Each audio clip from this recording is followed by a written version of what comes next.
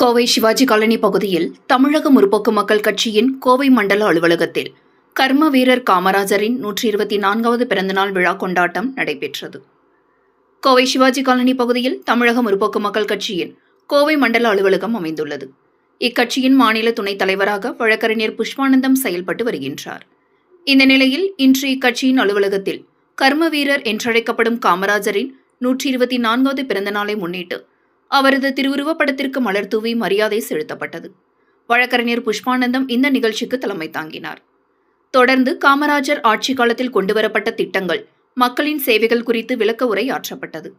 அப்பொழுது பேசிய புஷ்பானந்தம் கூறியதாவது: பெருந்தலைவர் காமராஜர் ஆட்சி காலத்தில் ஏழை குழந்தைகள் பசியின்றி படிக்க வேண்டும் என்பதற்காக 1956ஆம் ஆண்டு முதல் பல முன்னோடி திட்டங்களை அறிமுகப்படுத்தினார் எனவும், அதில் குழந்தைகள் பள்ளிக்கு செல்வதை ஊக்குவிக்க இலவச சீருடைகள் வழங்கப்பட்டது.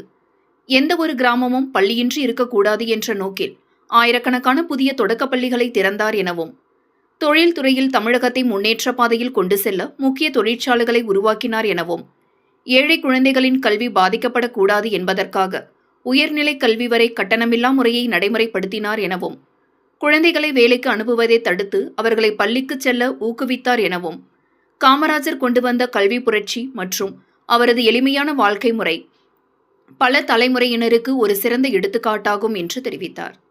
இந்த நிகழ்ச்சியில் விஸ்வாச ஜெப வீட்டின் போதகர் காலேப், வழக்கறிஞர் குமாஸ்தாக்கள் செல்வராஜ், திவ்யா, லக்ஷ்மி, ரம்யா, ஆனைக்கட்டி ஜோதிமணி, கிருஷ்ணமூர்த்தி, ஜபா, நரசிம்மநாயக்கன்பாளையம் லிவிங்ஸ்டன், ஆனைமலை கன்ஸ்ட்ரக்ஷன் பாபு, மனு, பெதஸ்தா மருத்துவமனை மேலாளர் ஆலிவர் பிரீமேன், செயின்ட் பீட்டர் பள்ளியின் தாளாளர் தாய் ரோமலா வான்மதி, பெதஸ்தா மருத்துவமனையின் தலைமை மருத்துவர் ஐசக் கிறிஸ்டியன் மோசஸ், ஆசிரியர் லினி, அதிமுக முன்னாள் கவுன்சிலர்கள் ராஜகோபால், விஜயகுமார் மற்றும் வைத்தியர் பாலகிருஷ்ணன், கணுவாய் ராதாகிருஷ்ணன், பால்ராஜ், ரமேஷ் பாபு, மகேஸ்வரன் உள்ளிட்ட பலர் கலந்து கொண்டனர் என்பது குறிப்பிடத்தக்கது.